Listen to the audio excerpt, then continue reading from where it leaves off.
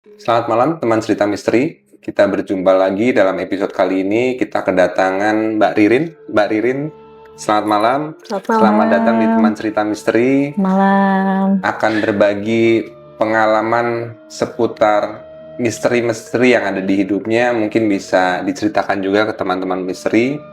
Tanpa berlama-lama, kita dengarkan ceritanya.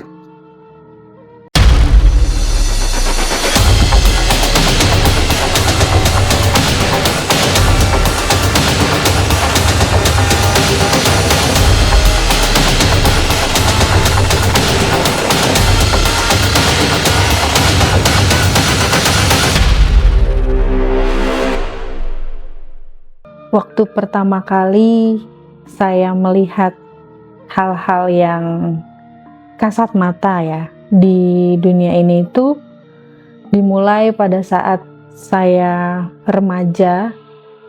Saya sering melihat sosok-sosok penjaga. Kata orang tua saya itu penjaga. Seperti pertama saya pernah melihat seperti sosok kakek-kakek berpakaian putih, sorban putih, membawa tongkat. Itu di rumah saya. Yang kedua, pada saat masih SMP juga waktu itu. Jadi saya tidur dengan baju yang sama, dengan posisi tidur yang sama, dengan posisi kamar yang sama. Ada sesosok wanita yang melihat saya sedang tidur. Dia ada di atas nakas. Beliau itu duduk di atas nakas sambil melihat saya yang sedang tidur. Nah, saya ini posisinya di luar. Saya ini dalam mimpi itu saya melihat sosok wanita itu sedang melihat saya yang sedang tidur. Nah, saya pikir itu bukan mimpi. Tapi setelahnya saya terbangun dan tersadar, oh berarti itu mimpi. Jadi saya di antara mimpi dan tidak mimpi. Setelah kejadian itu, saya masih denial ya. Saya pikir, oh ya udah, cuma kejadian berbenturan aja antara dunia nyata dan tidak nyata, hanya pengalaman sekelibat saja. Gitu. Tetapi lama-kelamaan saya sering mengalami kejadian-kejadian yang aneh lah ya, yang di luar nalar gitu. Sering melihat sosok-sosok seperti itu. Cuma ya saya masih abaikan karena saya pikir oh itu cuman sekelebatan saja dan tidak berarti gitu maksudnya. Sampai ketika saya sudah remaja, sudah kerja, dan ketemu sama sosok suami saya gitu. Dengan suami saya, beliau punya energi yang lebih besar dari saya dan bisa lah ya, maksudnya bisa dalam lebih arti peka. lebih peka ya. Lebih peka dan lebih bisa mengendalikan gitulah ya. Nah, kejadian-kejadian itu kita alami bareng ya. Kita alami bareng sampai menikah dan kita punya anak pertama saya. Gitu. Nah, setelah itu saya hamil. Hamil itu saya punya anak pertama, mengalami kejadian diganggu itu di dalam kehamilan saya itu selama 3 kali. Wah, selama masa kehamilan? Iya, selama masa kehamilan itu saya mengalami kejadian melihat kuntilanak lah ya, diganggu kuntilanak itu sebanyak 3 kali. Tadinya saya nggak percaya ya. Masa sih gitu dengan hal kayak gitu. Masa sih orang hamil katanya wangi ya kalau istilahnya orang-orang dulu kan wangi gitu. Masa sih wangi, kayaknya enggak deh gitu, biasa aja gitu. Tapi suatu ketika saya jalan naik motor ngelewatin di satu daerah yang saya dulu tinggal di, masih daerah alternatif juga nih, masih daerah alternatif Cibubur. Oke. Oke. Nah di situ ada satu desa, bukan desa ya, namanya kampung ya, namanya kampung yang terdiri dari satu RW doang gitu. Jadi cuman satu RW aja, dan jalan masuknya itu cuma satu, jalan masuk dan keluar itu cuma di situ aja, nggak punya Akses lewat, lain. nggak punya akses belakang gitu. Nah saya lewat di belakang itu ada sebuah sumur lah ya, sumur yang dikeramatkan sama warga situ. Oh, sumur tua seperti itu. Iya, sumur tua gitu yang diambil petuahnya lah ya di situ. Nah, gak jauh dari situ ada pohon-pohon di pinggir kali kan, posisinya itu ada pohon yang memang tidak dipiara warga, memang Pohon liar lah ya. iya, daerah hijau kan namanya di pinggir komplek, kita sebut saja daerah hijau. Di situ ada pohon jengkol tuh. Oke. Pohon jengkol. Ya kita sih sering lewat situ ya, dan gak ngerasa nggak ada apa-apa gitu kan.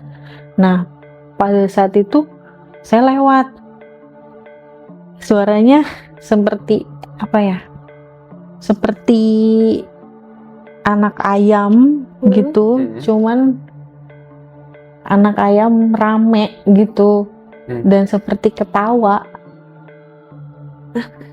Suara anak ayam Iya. tapi berirama gitu. Iya, cicit terus, gitulah, tinggi gitulah. Melengking gitu ya. Iya, melengking. Terus saya langsung merinding. Di situ paling ayam gitu kan. Saya lihat nggak ada kandang ayam. Saya cari-cari nggak ada. Terus merinding kan kita, merinding. Terus ya kelihatan kayak sekelebat gitu. Apa itu? Kuntilanak ya kayaknya. Kuntilanak. Saya bisa konfirmasi itu kuntilanak karena bajunya putih. Terus ininya rambutnya panjang. Mukanya sih burem ya. Mukanya burem. Lebat aja. Dan saya merinding. Udah tuh lewat sampai rumah. Saya cerita lah gitu. Oh iya, mungkin diganggu gitu.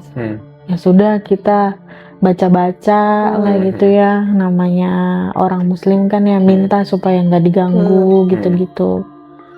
Sudah tuh saya pikir, oh udahlah, cuman lewat doang gitu kejadian yang. Oh ini berarti kejadian pertama ya? Itu waktu usia kehamilan berapa bulan? 2 bulan. Oh 2 bulan. Iya, 2 bulan. Masih awal-awal ya? Iya, masih awal-awal. Nah, udah tuh saya menjalani kehidupan seperti biasa aja gitu. Saat kehamilan 4 bulan, kehamilan 4 bulan itu saya pengen makan nasi goreng nih, namanya orang hamil ya. Ngidam. Namanya orang hamil, ngidam nih. Saya beli nasi goreng, malam-malam berangkat sendiri. Waktu itu suami belum pulang kerja. Saya ingat banget waktu itu abis Isya ya. Abis Isya saya jalan sendiri, berangkatnya sih aman. Aman kan ya. Pas pulangnya saya jalan lagi lewat jalan yang sama. Lalu jalan yang sama itu maksudnya yang waktu itu kejadian pertama? Bukan, ini beda lagi. Oke. Ini beda lagi. Ini di depan rumah kontrakan saya ini ada pohon duku. Pohon duku sekitar 5 meter lah ya tingginya. Tingginya sekitar 5 meter. Itu disitulah saya ngeliat sesosok lagi, dan saya konfirmasi itu kuntilanak lagi. Cuman dia nggak ngapa-ngapain, cuman kayak ngikutin aja, ngikutin saya sampai rumah kayak gitu. Jadi dia menampakkan diri. Nampakin diri aja.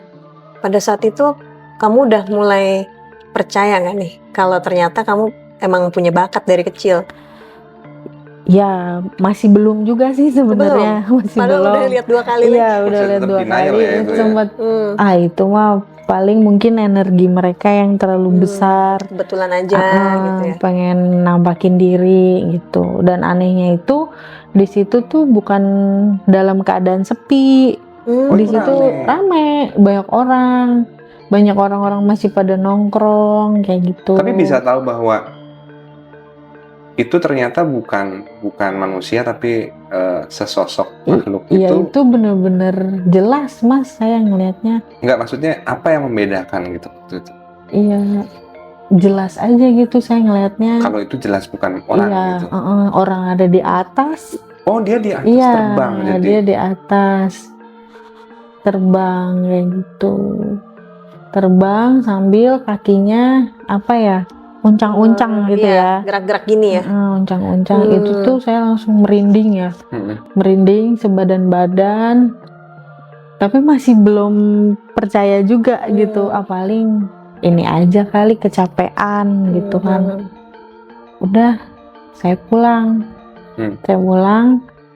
Terus orang tua saya bilang, ya sudah, sekarang jangan keluar setelah gelap gitu. Oh, jadi kalau setelah itu kejadian itu diceritakan kepada suami orang tua juga. Ke orang tua juga. Ke orang tua. Terus bapak saya bilang, udah jangan keluar kalau maghrib. Kalau setelah maghrib jangan kemana-mana, di rumah aja. Karena memang kondisinya lagi hamil. Iya. Kalau nggak salah tuh ada deh namanya. Jadi perpindahan waktu ya dari sore masih terang menuju ke gelap tuh. Cuman aku lupa deh. Coba kalau teman-teman cerita mungkin tahu ya, boleh komen di bawah. Ada namanya apa ya? Aku lupa deh sebutannya. Tapi dari menjelang maghrib itu memang apa ya, pergantian gelap ya? Masa transisi. Masa transisi ya. Tuh aku udah lupa tuh namanya apa. Mungkin itu kali ya yang dinasihatin orang tua ya. Iya. Karena kalau udah gelap itu takutnya ada yang ngikutin kayak tadi 2 kali kejadian. Tapi kalau ada yang nemenin jauh lebih baik gitu. Misalnya orang lain, laki-laki jangan sendiri gitu. Tapi kalau bisa jangan keluar, kata orang tua saya gitu. Di momen kehamilan itu biasanya nih kan ada ya beberapa, entah mungkin aku nggak tahu ya kebiasaan atau kepercayaan yang kalau keluar yang mungkin apa ya, ternyata harus pergi sendiri. Itu kan kadang-kadang suka ada yang dibawain peniti. Pernah nggak sih kayak gitu? Iya, pernah dengar kayak gitu. Atau bengle atau apa tuh, bule ya? Kayak gitu ya. Itu bawa juga kayak gitu? Enggak sih, saya nggak bawa. Santai aja. Cuman ya banyakin sholawat aja sih. Iya, berdoa. Berdoa. Paling gitu. Ya setelah itu semua bilang kalau mau apa-apa ya dari sore. Mau disiapin dari sore. Terang ya. Kalau bisa malam itu dihindarin lah ya. Iya, malam itu jangan keluar gitu. Kalau bisa udah di rumah karena udah 2 kali kejadian gitu. Dan memang mungkin faktor lingkungan juga ya, karena lingkungannya memang masih kebun pada saat itu, pada tahun itu masih kebun, banyak pohon-pohon tinggi. Terus manusia juga masih jarang di situ, dan cenderung lingkungan yang bukan lingkungan ramai ya, lingkungannya sepi gitu. Jadinya ya gitu, memang faktor lingkungan juga. Dan energinya mungkin ya, tadi kata orang-orang tuh orang hamil wangi gitu. Nah, mungkin wangi itu menarik kali ya gitu. Iya, buat mereka menarik. ya. Iya, betul. Menarik. Itu kejadian itu benar-benar bikin saya merinding banget gitu. Merinding banget. nggak kayak ih Mm-mm. bener-bener Kok yang bisa kok gitu ya? bisa ya bener-bener oh gitu ya sosok itu Ya. seperti itu gitu. Itu tapi sosok yang ditemuin di kejadian pertama dan kedua itu serupa atau berbeda? Beda. Karena kan dua tempat yang berbeda Iya. ya. Itu seingat saya beda ya. Heeh. Beda tempat karena jauh lokasinya dari lokasi yang pertama dan yang kedua itu jauh banget bedanya. Jaraknya gitu sekitar 1 kiloan lah, 1,5 kilo lah. Tapi apa yang Dari rumah. membuat Mbak Ririn bisa bilang bahwa itu berbeda? Apakah bentuknya sama, bentuknya berbeda, Bentuknya atau ya. berbedanya gimana Mbak Ririn? Iya, menurut saya itu berbeda ya. Heeh. Setelah saya inget-inget lagi pas sampai rumah, kayaknya yang pertama dan kedua ini beda makhluk tapi satu jenis gitu. Secara fisik Secara auranya. Kalau yang pertama mungkin tidak terlalu membuat merinding gitu loh, nggak bikin merinding banget, cuman diketawain ya udah gitu. Mungkin energinya kurang kuat gitu mungkin kali karena kita cepet juga kan ya. Iya, sepersekian detik lah lihatnya. Terus yang kedua ini itu kayaknya memang penghuni situ ya. Sebelum saya ada di situ kayaknya dia udah ada di situ. Mungkin sekarang kalau pohonnya masih ada ya kemungkinan masih ada kali ya. Tapi informasi itu dapat dari mana Mbak Ririn? Artinya Mbak Ririn bisa bilang bahwa kemungkinan itu ada penghuni di situ gitu ya, penghuni tetap Ya. itu karena. Nah, tetangga juga pernah bilang soalnya gini, dia kan suka benerin itu ya motor gitu, mobil di situ. Kadang sampai jam 12 malam, jam 12:30. Nah, si abang ini sering ditimpuk gitu. Disengin. Iya, disengin, ditimpuk, mobilnya suka ditimpukin, diketawain gitu. Dan kebetulan abangnya yang punya abang rumah depan rumah saya ini, samping rumah saya ini, istrinya waktu hamil juga pernah diganggu. Punya pengalaman yang sama Iya. juga. Ternyata saya ngobrol, pernah digangguin juga waktu anak pertama gitu. Cuman ya diketawain aja sih, nggak sampai yang diikutin gitu. Kalau saya kan sampai diikutin gitu. Ya itu sih mungkin agak jahil ya. Iya, iseng. Jahil iseng gitu. Dan mungkin memang sukanya sama orang hamil ya sih, karena tetangganya kan juga pernah ngalamin hal yang sama di kondisi yang lagi hamil. Tadi juga disebutkan bahwa katanya kan orang hamil itu wangi, konon katanya kan wangi ya dari Iya, betul. Nah, gongnya lagi bukan gongnya ya, sebenarnya yang ini satu momen terpenting dalam hidup saya juga gitu, dan akhirnya saya mempercayai gitulah ya. Percaya bahwa hal itu tuh memang ada gitu. Pada saat saya hamil 7 bulan. 7 bulan itu saya ingat banget, itu pas banget setelah saya acara 7 bulanan. Kan kalau orang Jawa kan 7 bulannya tanggal 17, tanggal 7, 17 atau tanggal 27 ya. Nah, itu saya tanggal 27.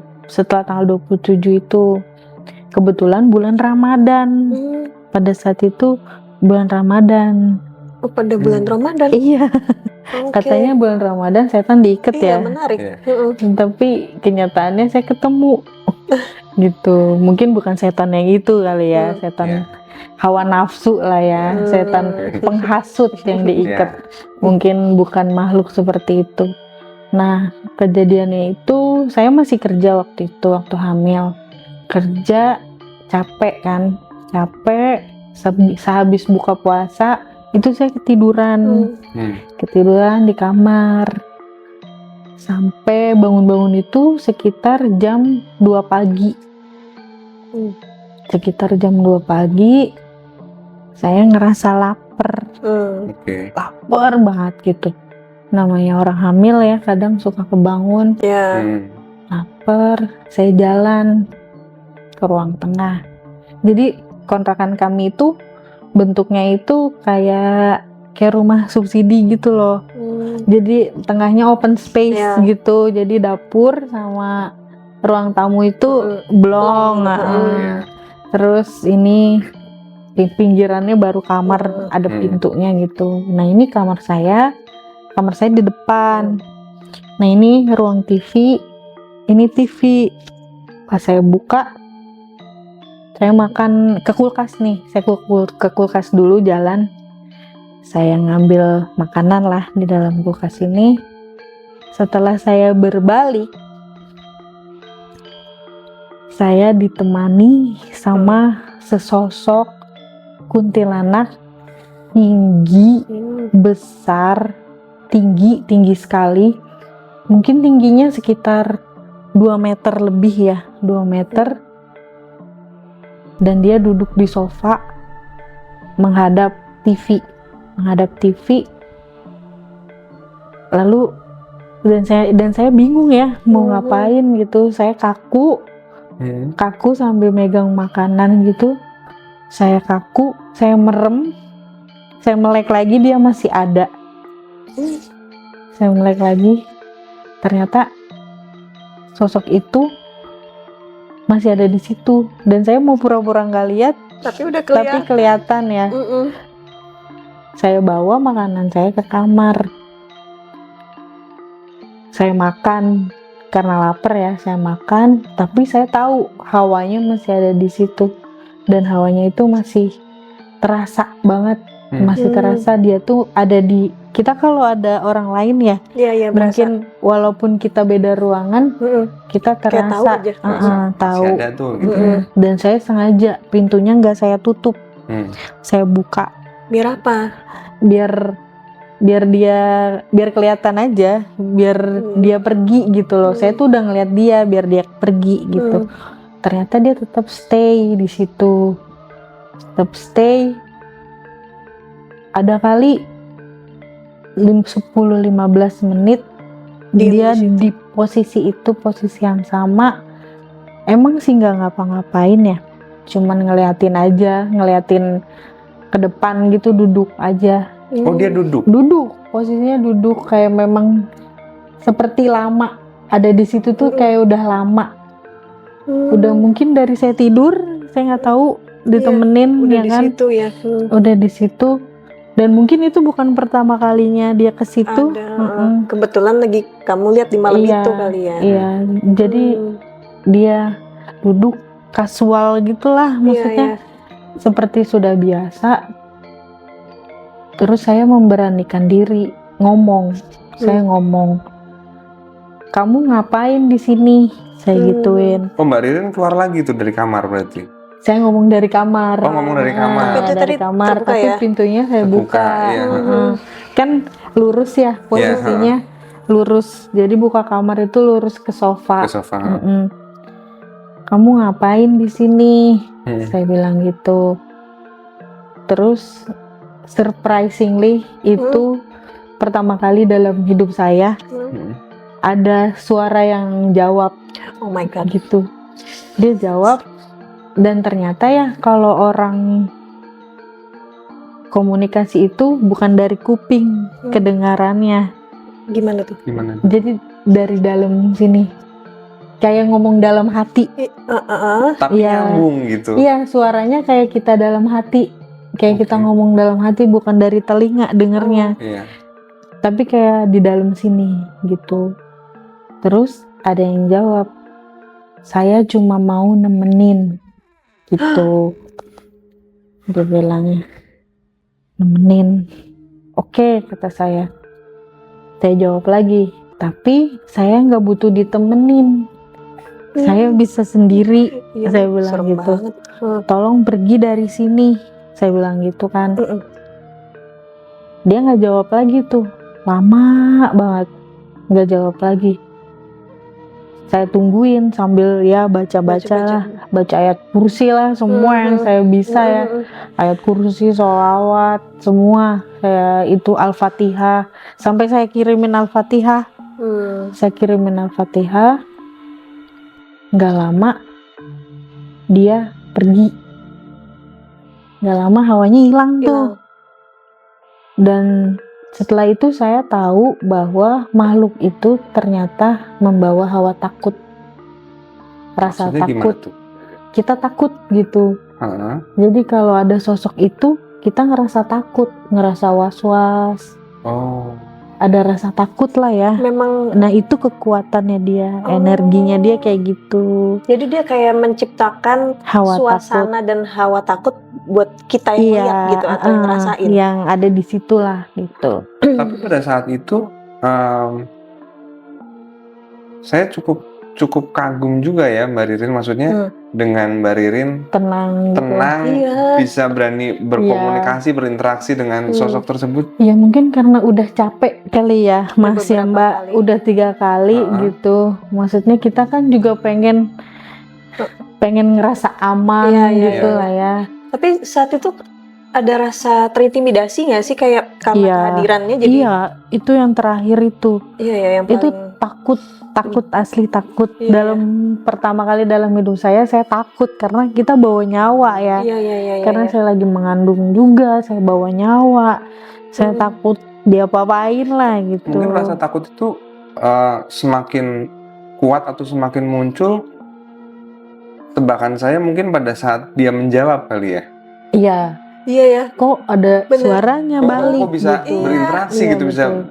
balas gitu Iya, kan. iya itu juga saya kaget. Kok bisa jawab ya gitu. Ya sudah sih setelah itu dia pergi dan saya coba tanya-tanya sama Ke suami bukan ke tetangga-tetangga oke. nih. Kamu cerita. Tetangga sekitar nih. Itu suka ada itu ya gitu kan. Oh iya itu waktu saya hamil juga sama. Wujudnya sama yang dilihat. Kalau mereka mungkin diganggu aja sih, diketawain kayak gitu.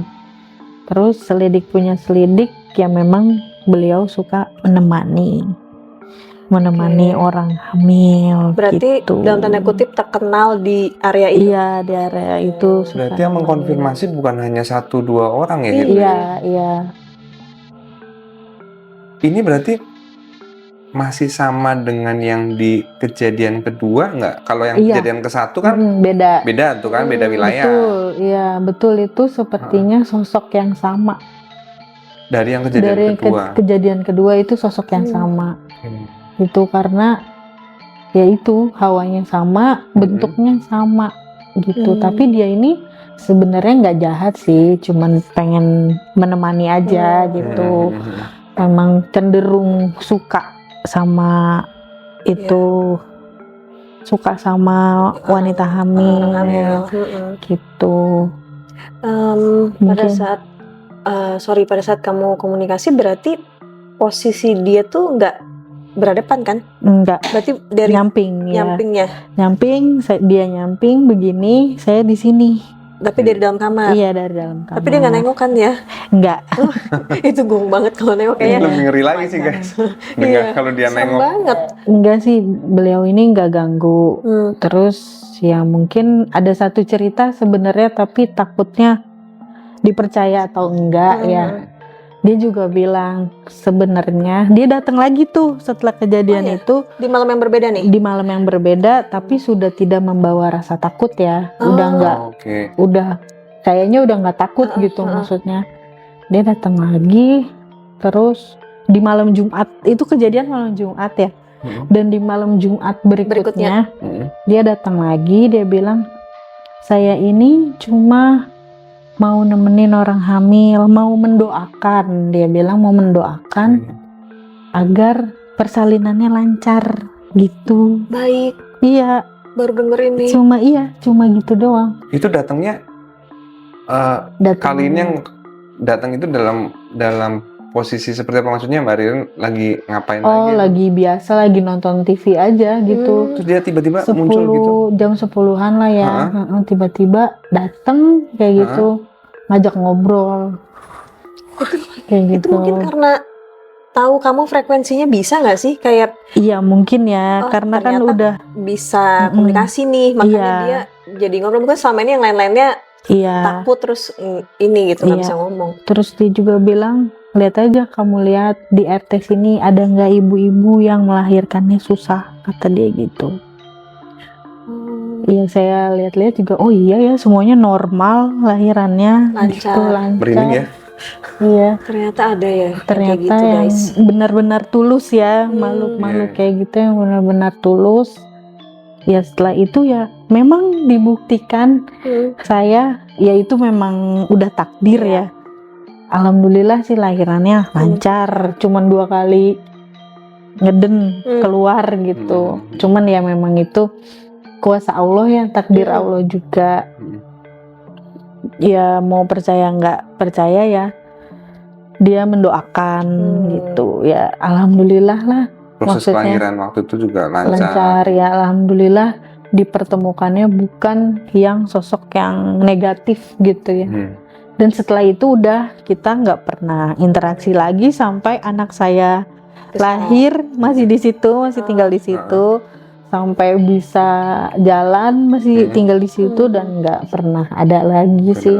Tapi kalau dari yang cerita terakhir ini nih, yang sampai dia datang lagi untuk menyampaikan maksudnya, maksud atau kisahnya maksud dia tujuannya, itu, dari suami ada komentar nggak? Iya sih ada, dibilang oh ya ternyata memang dia itu sosok yang melindungi, bukan melindungi juga sih, yang ada di daerah itu udah lama di situ gitu.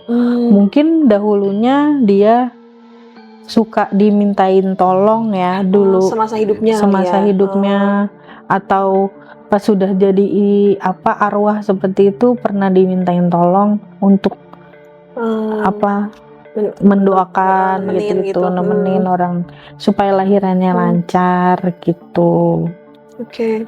Iya. Setelah itu nggak ada kejadian lagi tuh setelah lahiran nggak lancar ada sih, dan sebagainya. alhamdulillah nggak pernah diliatin lagi juga. Mungkin dia merasa udah selesai tugasnya. Ya ampun. Iya. Dan setelah anak saya lahir juga itu, setelah di umur 3 tahun ya 4 tahun, dia jalan di jalan yang sama, nangis terus, nangis, pertamanya nangis. Saya pindah rumah nih ya, udah pindah rumah, udah nggak di situ lagi. Kita pindah di daerah masih Transyogi lah, sekarang kita di Transyogi. Terus turun di deket rumah saya itu ada turunan kan, ada turunan, dan anak saya itu selalu tutup hidung sama tutup mata gini kalau jalan. Setiap hari itu dia seperti itu. Saya tanya, gak usah ditutupin mulutnya, saya bilang gitu. Enggak, ini bau katanya, bau sampah. Lihat tuh banyak sampah, dan tapi di situ nggak ada apa-apa. Oh tapi bau sampah. Si anak ini bilang itu ada banyak sampah. Iya banyak sampah, terus banyak tumpukan, itu jijik katanya. Itu jijik kayak comberan katanya. Tapi memang ya nggak ada, cuman kayak jalanan aspal aja gitu. Itu siang, sore, malam? Siang sore lah. Kita kan nggak pernah keluar malam ya. Kalau itu, kalau situ malam pasti naik kendaraan. Kalau jalan kaki tuh pagi. Terus dia tuh selalu ngomong kayak gitu. Terus sudah bertahun-tahun hal itu terjadi, dan saya nggak sadar ya, sadar. Setelah bertahun-tahun lewat situ, nih anak tuh selalu bertingkah kayak gitu. Nah, tetangga saya ada yang diganggu dan minta tolong Pak Ustadz lah ya, tolong Pak Ustadz di situ. Ada yang diganggu. Oh, di situ ada itu pocong. Pocong di pohon itu, ada pocong ternyata. Itu di tempat yang si anaknya Mbak Ririn itu selalu tutup mata dan tutup hidung. Dan itu udah kejadian 2 tahun ya. 2 tahun tuh anak saya lewat situ tuh selalu kayak gitu, dan saya nggak sadar gitu. Udah lama, iya. Oh, terus Pak Ustadz bilang sama saya gini, oh itu bener Mbak, di situ ada itu pocong, tuh gelantungan kata Pak Ustadz kayak gitu. Pantesan anaknya selalu tutup hidung. Ini anak kayaknya tahu deh, bisa ngerasain deh, bisa gitu. Berarti Tapi sebenarnya ceritanya Mbak Ririn, jadi mungkin teman-teman cerita misteri juga mungkin ingat ya pada dalam episode kita yang sama Konatan. Jadi kita waktu itu pernah ada seorang indigo tapi tidak mau disebut dirinya sebagai indigo, menceritakan juga bahwa sesosok yang tadi diceritakan itu ciri khasnya adalah bau busuk. Iya, Bau busuk. sampah. sampah ya. Jadi ternyata sama teman-teman. Jadi ini mungkin saya nggak tahu ya ini Ya. bisa mengkonfirmasi atau enggak, tapi Ternyata sudah ada nyambung. 2 orang narasumber kita yang Mm-mm. menyatakan bahwa kalau sosok itu baunya adalah busuk. Iya, Mungkin buat teman-teman yang belum relate nih ceritanya apa sih, bisa nonton di episode sebelum-sebelumnya. Ada seorang indigo yang nggak mau disebut indigo tapi punya pengalaman banyak banget. Sama Ya. seperti Mbak Ririn ini. Gitu. ya, Itu berarti anak Mbak Ririn bisa dibilang punya turunan dong dari orang tua nih, masa dari iya, ya kita mudah-mudahan enggak ya, ya Mbak ya Mas ya. Tapi ya apapun itu kita tetap apa ya, membimbing, Iya, kita iya, usahakan yang terbaik lah. Karena kan mungkin ayahnya juga Iya. punya Sinyal. kepekaan gitu kan, ibunya ada juga sinyalnya. punya kepekaan. Mm-mm. Nah, dikonfirmasi dengan anak Mbak Ririn Iya juga sih, ternyata bisa bisa. merasakan juga Iya. gitu. Mm-mm. Cuman kalau dari sisi Mbak Ririn sendiri, kalau saya tangkap sebenarnya kepekaan itu sebenarnya sebuah anugerah, atau ini dari perspektifnya Mbak Oh, Ririn iya. sendiri ya, Mm-mm. maksudnya Mbak Ririn pengen lebih bisa meningkatkan itu, atau sebenarnya pengen enggak, aku mau yang normal-normal aja. Kalau dibilang peka ya, saya cuman bilang saya peka, bukan bisa lihat, bukan maksudnya bisa ngelihat dengan jelas, cuman pada saat momen-momen krisis aja mungkin ya. Momen krisis, momen yang mungkin harus membuka lagi gitu, membuka mata ini gitu. Itu ya sebagai apa ya, mungkin sebagai anugerah, tapi juga kita bisa bermanfaat lah untuk Iya. orang lain gitu, dan bisa mawas diri bahwa segala sesuatu itu kita hidup berdampingan, segala sesuatu yang gaib itu kita hidup berdampingan, dan nggak bisa kita elak gitu loh. Iya. Kita nggak bisa denial kalau memang hal-hal kayak gitu tuh ada gitu. ternyata ada. Dan saya bukan indigo yang melihat oh ini ada ini enggak gitu, cuman pengalaman aja kayak gitu. Dan ternyata oh kok saya bisa ya ngomong dan dijawab gitu. Saya sih nggak berharap dijawab ya, Ternyata yang penting dia pergi aja gitu.